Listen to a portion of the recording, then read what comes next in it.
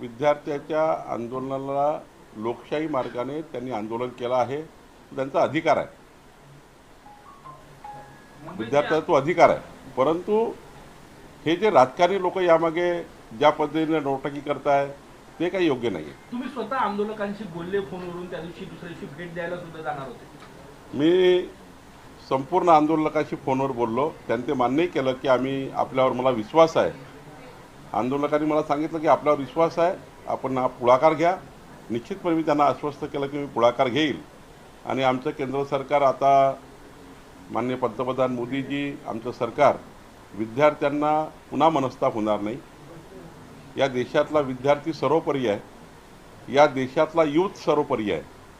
या देशाच्या युवकांची मानसिकता खच्चीकरण होऊ नये, पेपरफुटीसारख्या प्रकरणामध्ये ही बाब केंद्र सरकारने खूप त्या ठिकाणी सिरियस घेतली आहे।